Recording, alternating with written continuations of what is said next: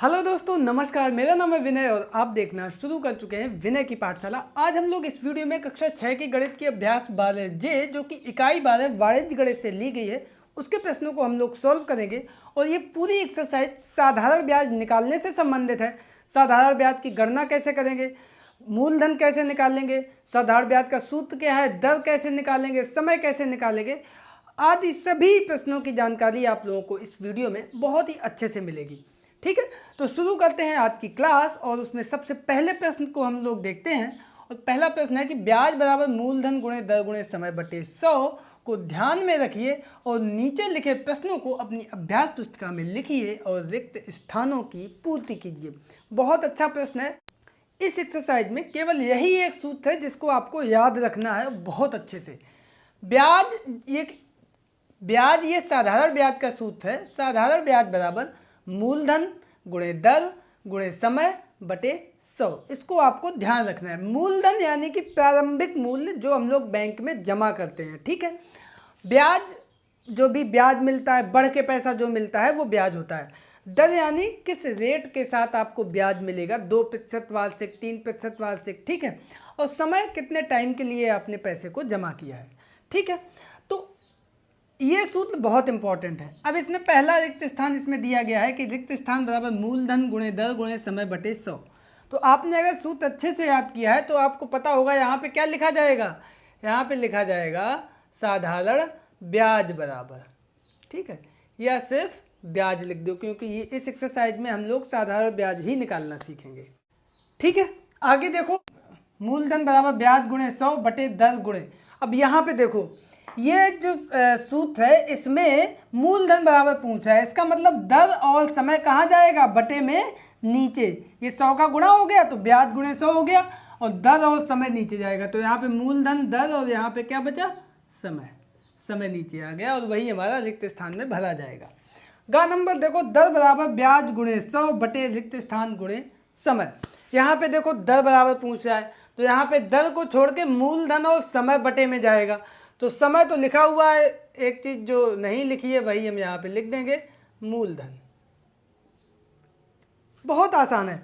इसमें देखो समय बराबर ब्याज गुणे 100 बटे मूलधन गुणे, यहाँ पे हमसे समय बराबर पूछ रहा है तो ये समय बराबर यानी कि मूलधन और दर बटे में जाएगा।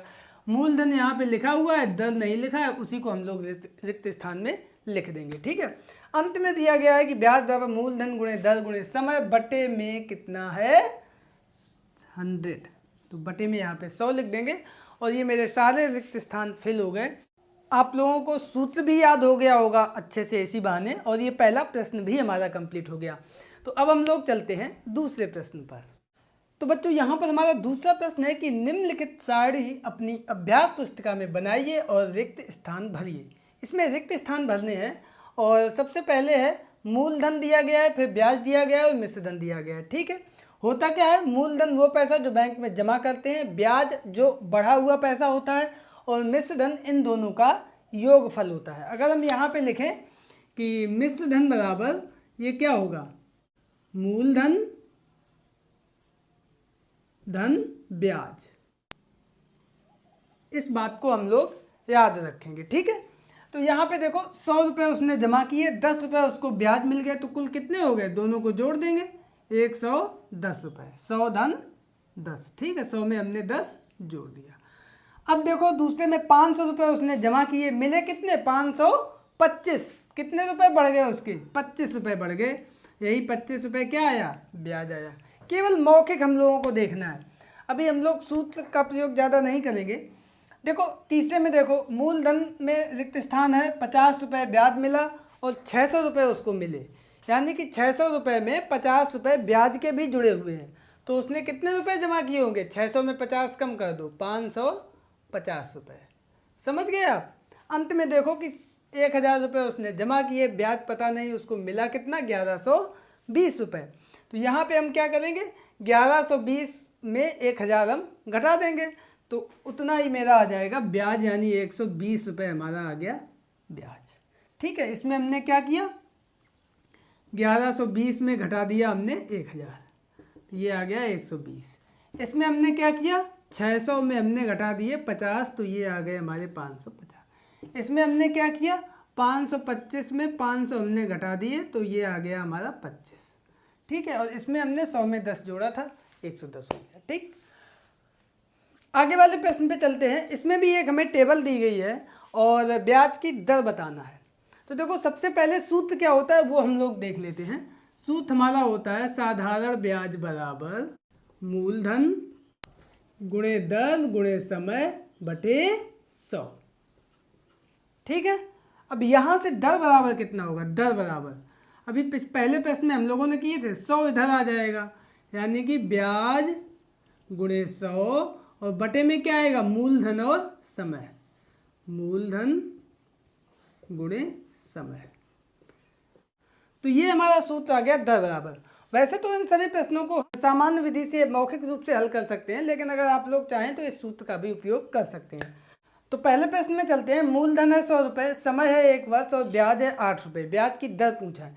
तो दर के बारे में एक चीज़ देखो, सबसे पहले तो ये दर हमेशा किस में होती है, प्रतिशत में होती है। इसका मतलब प्रत्येक 100 पे, ठीक। और आगे सामान्य स्थिति में ये हम लोग वार्षिक निकालते हैं। किस पे निकालते हैं, दर वार्षिक, यानी 1 वर्ष में कितना ब्याज मिला 100 रुपये पे, वही हमारी दर होती है। फिर से इस बात को नोट करो कि 1 वर्ष में 100 रुपये पे जितना ब्याज मिलता है वही उसकी दर कहलाती है। तो देखो 100 रुपये पे 1 वर्ष में इसमें कितना ब्याज मिला, 8, तो सीधा सीधा 8% इसकी दर हो गई। सूत्र से अगर हम लोग निकालें तो दर बराबर क्या होगा, ब्याज यहाँ पे कितना है 8 रुपये गुणे 100 बटे मूलधन 100 और समय है 1 वर्ष। 100 से 100 कट गया, 8 एकम 8, तो यही हमारा 8% जो यहाँ पे लिखा था वही हमारा आंसर आ गया। दूसरा देखो 400 रुपये मूलधन 1 वर्ष के लिए जमा किया और 20 रुपये उसको ब्याज मिला। तो देखो 400 रुपये पे 20 रुपये मिला 1 साल में, तो 100 रुपये पे 20 का 1/4 हो जाएगा, 5 रुपये आंसर आ जाएगा। और अगर हम इस सूत्र से निकालें तो यहाँ देख लो दर बराबर ब्याज कितना है 20 गुणे 100 और बटे में मूलधन कितना है 400 गुणे समय है 1 वर्ष। तो 2 जीरो से 2 जीरो, 4 पंचे 20, तो ये आ गया सीधा सा 5% वार्षिक। ये आगे ये जरूर लिखो, यहाँ पे भी 8% वार्षिक दर हमेशा वार्षिक सामान्य स्थिति में निकालते हैं। अंत में एक प्रश्न है ₹600 मूलधन, समय 2 वर्ष, ब्याज है 72 रुपये। यहाँ पे भी यही सूत्र हम लगाएंगे, दर बराबर ब्याज कितना है 72 गुणे 100, मूलधन और समय बटे में है, मूलधन है 600, समय है 2 वर्ष। 2 जीरो से 2 जीरो कट गए, ठीक है। 6 का 72 में भाग दे देंगे, 6 एकम 6 और 1 2, 6 दूनी 12 और 2 का 12 में भाग दे देंगे, 2 छक्का 12, कितना बचा 6, सब कुछ कट गया, 6% दर आ गई। और ये भी हमारी कैसी है, वार्षिक। ये हमारा आंसर आ गया। तो पहले में 8%, दूसरे में 5% और तीसरे में 6%। तो ये था हमारा प्रश्न नंबर 3। आई होप आप लोग इसको समझ गए होंगे। और अब चलते हैं अगले प्रश्न यानी प्रश्न नंबर 4 पर। तो बच्चों यहाँ पर हमारा चौथा प्रश्न है कि ब्याज की गणना कीजिए। यहाँ पे हमें ब्याज निकालना है और ब्याज का सूत्र आप लोगों को पहले ही पता है। ब्याज बराबर क्या होता है, मूलधन, यहाँ पे हम लिखे दे रहे गुणे दर गुणे समय बटे में होता है 100, ठीक है। तो सभी का मान हम रखते जाएंगे, आंसर आता जाएगा। इसमें मूलधन है 100 रुपये, दर है 7%, समय है 3 वर्ष। तो यहाँ पे ब्याज बराबर आएगा, मूलधन है 100 यानी ऊपर 100 गुणे दर है 7% गुणे 7, समय है 3 वर्ष गुणे 3 बटे 100। 100 से 100 कट गया, ऊपर बचा 7 और 3, तो 7 गुणे 3 बराबर 21 रुपये। यही हमारा आ गया आंसर, ठीक। दूसरे में देखते हैं, रुपया है 500, तो यहाँ पे हमारा ब्याज बराबर आएगा, मूलधन है 500, दर है 4%। जब कुछ नहीं लिखा होता है इसका मतलब ये वार्षिक लिखी होती है, और समय है 5 वर्ष, और बटे में हमेशा की तरह रहेगा 100। तो 2 जीरो से 2 जीरो कट गए, ठीक है। ऊपर कितना बचा, 5 गुणे 4 गुणे 5, 5 चौको 20, 20 पंचे 100, 100 रुपये। ये हमारा इसमें आंसर आ गया, ठीक है। तो अंत में एक प्रश्न दिया है कि ₹50 मूलधन है और दर कितनी है, 2 पैसा प्रति रुपया प्रति माह। यहाँ पे देखो प्रति रुपया लिखा है, जबकि प्रतिशत होता है हमेशा 100 पे, दर हमेशा 100 रुपये पे लिखी होती है। तो 1 रुपये पे 2 पैसे, तो 100 पे निकाल दो, तो 2 गुणे 100 पैसा कितने पे, 100 रुपये पर प्रति माह। ठीक है, तो ये 100 रुपये पे 2 गुणे 100 पैसा यानी 200 पैसा, 200 पैसा ये प्रतिशत हो गया प्रति माह। 200 पैसा यानी 2 रुपये प्रतिशत प्रति माह। ठीक है, तो ये दर हो गई 2% प्रति माह। इतनी आ गई दर और 4 माह का निकालना है। ठीक है, तो रुपए रुपए बराबर हो गए, माह माह बराबर हो गए, इकाई बिल्कुल बराबर होनी चाहिए। तो अब हम लगा देंगे यहाँ पे ब्याज बराबर सूत्र। मूलधन है 50 रुपये, दर है 2% और समय है 4 माह बटे 100। 1 जीरो से 1 जीरो कट गए, 5 दूनी 10, 2 से 2 कैंसिल हो गए, 4 रुपये आया। यही 4 रुपये हमारा आंसर आ गया। बच्चों ये बहुत अच्छा प्रश्न था, कंपटीशन एग्जाम में भी पूछा जाता है, लास्ट वाला। एक बार दोबारा से इसको देख लेना कि ये जब कुछ नहीं लिखा होता आगे दर में, यानी कि ये वार्षिक होती है, तो ये वर्ष और वर्ष मिलना चाहिए और इधर इकाई इधर से मिलनी चाहिए, इकाई में अंतर नहीं होना चाहिए, नहीं तो आंसर मेरा गलत हो सकता है। ठीक है, तो ये था हमारा प्रश्न नंबर 4 और अब चलते हैं प्रश्न नंबर 5 पर। तो बच्चों यहाँ पर हमारा 5वां प्रश्न है कि नीचे दिए गए कोष्ठक के विकल्पों में से सही विकल्प चुनकर खाली स्थान की पूर्ति अपनी अभ्यास पुस्तिका में ही कीजिए। यहाँ पे दिए गए हैं विकल्प जिनको भरना है, ब्याज, मूलधन, दर और मिश्र धन। इनको ये जो 4 रिक्त स्थान है उसमें भरना है। ठीक है, तो पहला दिया गया है कि जो धन उधार दिया या लिया जाता है उसे क्या कहते हैं, यानी कि जो पैसा हम लोग बैंक में जमा करते हैं या बैंक से उधार लेते हैं या किसी व्यक्ति से उधार लेते हैं या उसको देते हैं, तो उसको हम लोग कहते हैं मूलधन। क्या कहते हैं, मूलधन। ठीक, आगे बढ़ते हैं। उधार ली गई धनराशि के उपयोग के बदले में दी जाने वाली अतिरिक्त राशि को क्या कहते हैं। जो पैसा हमने किसी से उधार लिया, उसने कहा भैया हम पैसा तो दे देंगे लेकिन इतने पैसे आपको इस पे देने पड़ेंगे। ठीक है, तो उसी को हम लोग कहते हैं ब्याज। क्या कहते हैं, ब्याज। और इसकी गणना अभी हम लोगों ने साधारण ब्याज वाले सूत्र से की भी है। एक और ब्याज की गणना करने का तरीका होता है, चक्रवृद्धि ब्याज निकालते हैं, तो उसको हम लोग आगे डिस्कस करेंगे अगली क्लास में। गा दिया गया है रिक्त स्थान मूलधन धन ब्याज। तो यहाँ पे देखो सूत्र आपको हमने बताया था, क्या था मुख्य सूत्र, मिश्र धन बराबर मूलधन धन ब्याज, ये था सूत्र, आपने याद भी किया होगा। तो यहाँ पे रिक्त स्थान कहाँ पे है, स्टार्टिंग में, यानी कि क्या भरा जाएगा, मिश्र धन। ठीक, अंत में दिया गया है मिश्र धन माइनस ब्याज बराबर। तो यहाँ पे देखो मिश्र धन ब्याज उठ के इधर आ जाएगा, इधर क्या बचेगा, मूलधन, केवल मूलधन। ठीक है, तो देखो पहले में मूलधन, फिर ब्याज और मिश्र धन और फिर से मूलधन। ठीक है, तो ये रिक्त स्थान मेरे कंप्लीट हो गए हैं। प्रश्न नंबर 5 कंप्लीट हुआ। अब चलते हैं अगले प्रश्न यानी प्रश्न नंबर 6 पर। तो बच्चों यहाँ पर हमारा 6वां प्रश्न है कि वार्षिक ब्याज की दर ज्ञात कीजिए यदि मूलधन ₹100, समय 1 वर्ष और मिश्र धन ₹107 हो। तो यहाँ पे देखो सबसे पहले हम ये लिख लेंगे कि हमें क्या क्या दिया गया है। तो यहाँ पे हमें दिया है मूलधन ₹100, उसके बाद दिया गया है हमें समय कितना, 1 वर्ष, उसके बाद दिया गया है मिश्र धन ₹107। मिश्र धन यानी वो रुपए जो ब्याज लगने के बाद बढ़ के उसको मिले हैं। ठीक है, तो यहाँ से हम निकाल लेंगे ब्याज बराबर, और वो कितना आएगा, मिश्र धन में से मूलधन घटा देंगे, तो मिश्र धन माइनस मूलधन। मिश्र धन है 107 माइनस मूलधन है ₹100, तो ये ब्याज हमारा कितना आया, ₹7। अब यहाँ पे हम लगा देंगे सूत्र और निकाल लेंगे दर। तो सूत्र क्या था साधारण ब्याज का, सूत्र साधारण ब्याज बराबर मूलधन गुणे दर गुणे समय बटे 100।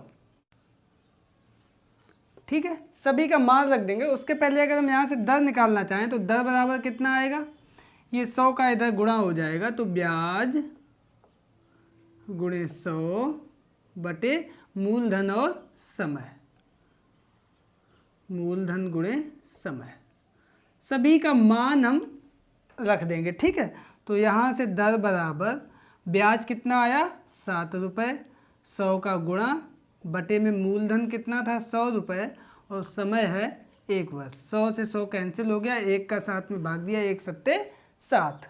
तो यहाँ से दर हमारी कितनी आ गई, दर बराबर 7% वार्षिक, और यही हमारा आंसर आ गया।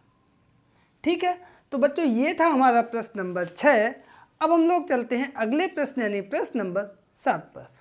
तो बच्चों यहाँ पर हमारा 7वां प्रश्न है कि एक किसान ने 12% वार्षिक ब्याज की दर से रुपये 2400 उधार लिए। उसने 2.5 वर्ष बाद रुपये 1200 तथा एक गाय देकर उधार चुका दिया। गाय का मूल्य ज्ञात करो।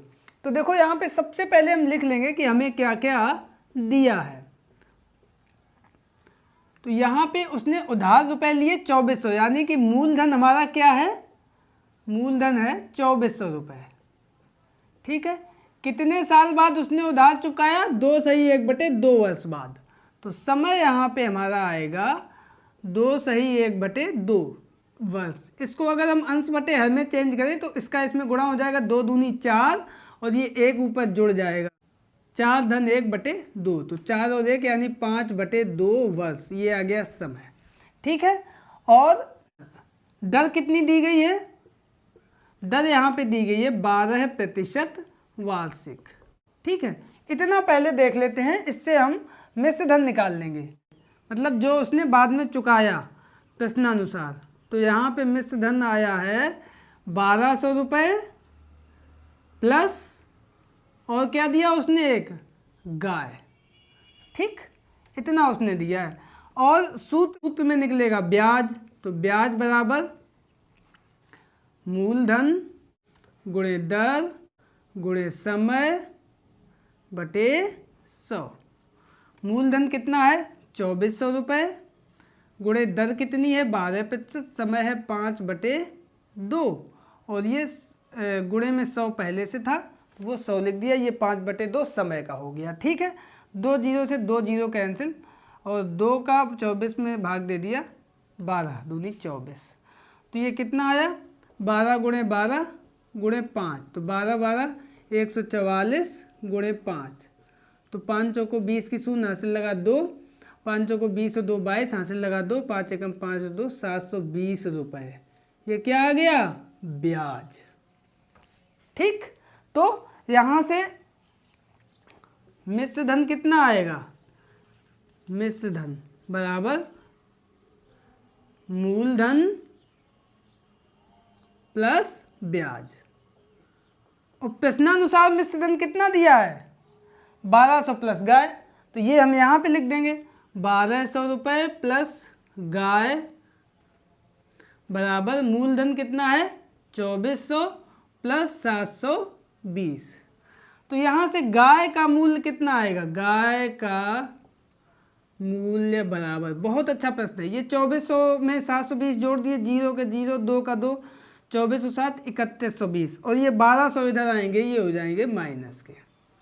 ठीक है, तो यहाँ पे 3120 में हम 1200 रुपये घटा देंगे तो आ जाएगा हमारा 1920 रुपये।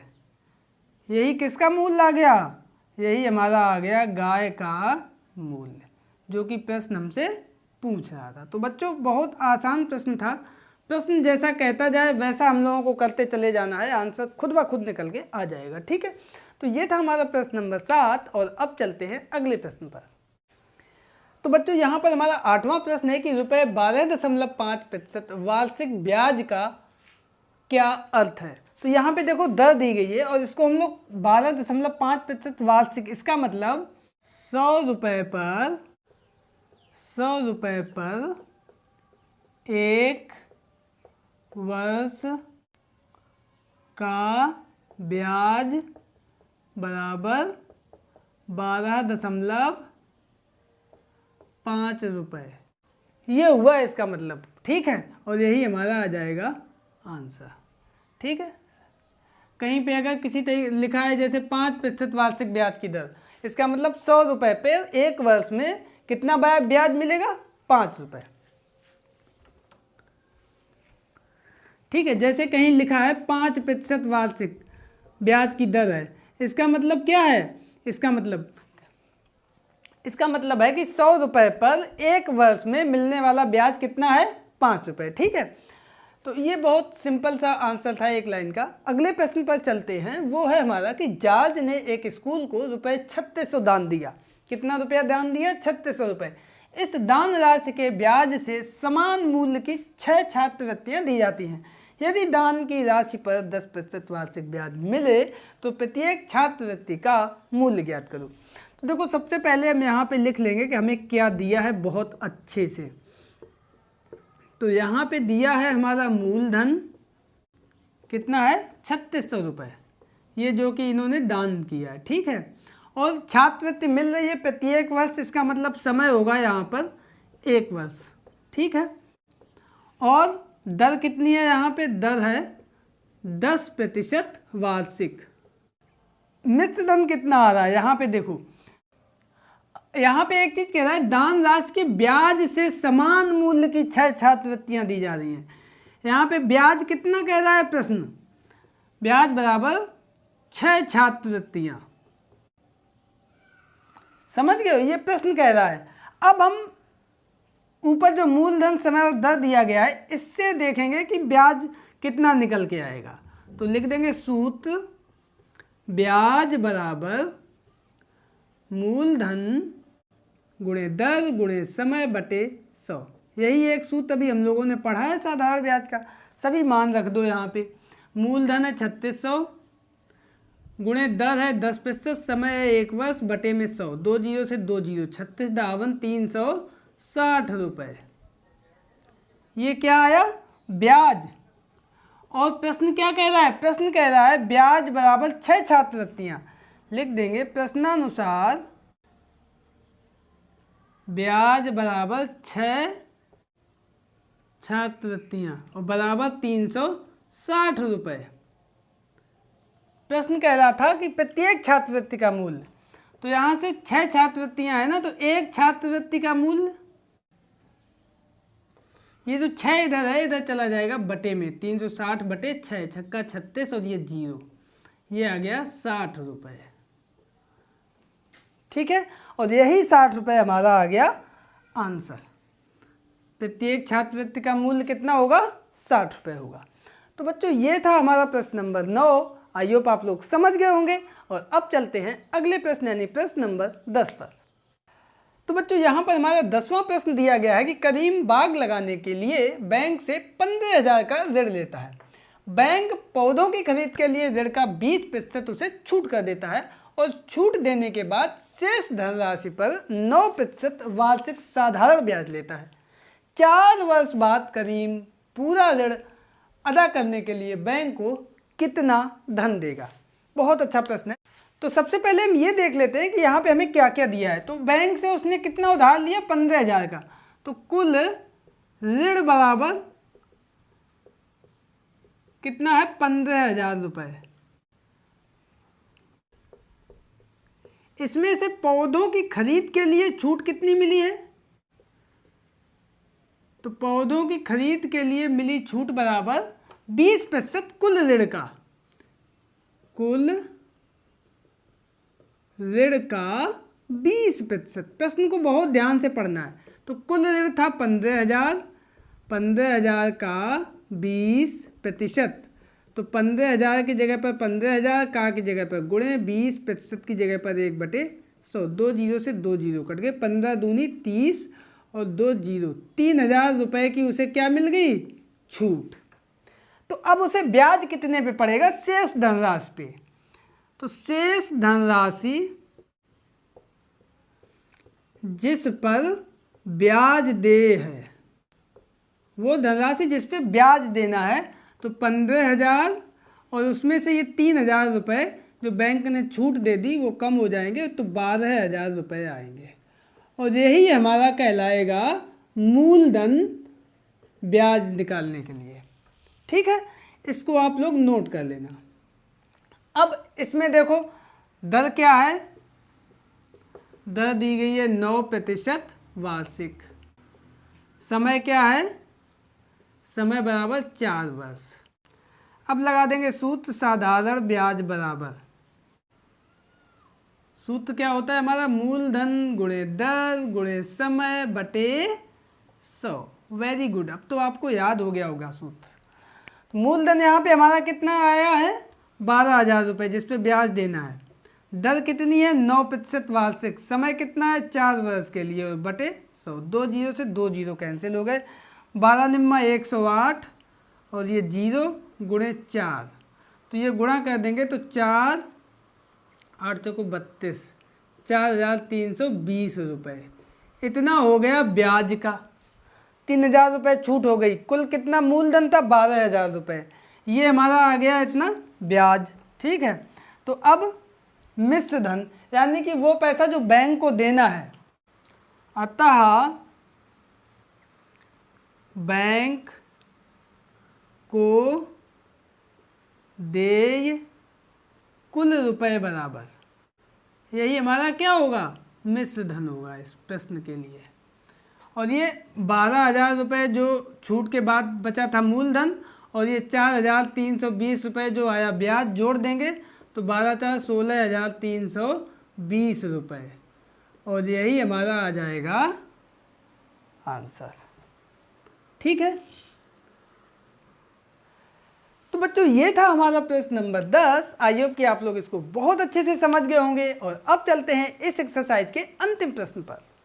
तो बच्चों यहाँ पर हमारा अंतिम प्रश्न और 11वां प्रश्न इस प्रकार से है कि किस वार्षिक साधारण ब्याज की दर से 20 वर्षों में किसी धन का मिश्र धन 4 गुना हो जाएगा। यानी कि यहाँ पे हमें कई चीज़ें माननी पड़ेंगी। प्रश्न बहुत अच्छा है। तो माना कि मूलधन बराबर x रुपये, ठीक, और 20 वर्षों में कितना हो जाता है, 4 गुना। मिश्र धन बराबर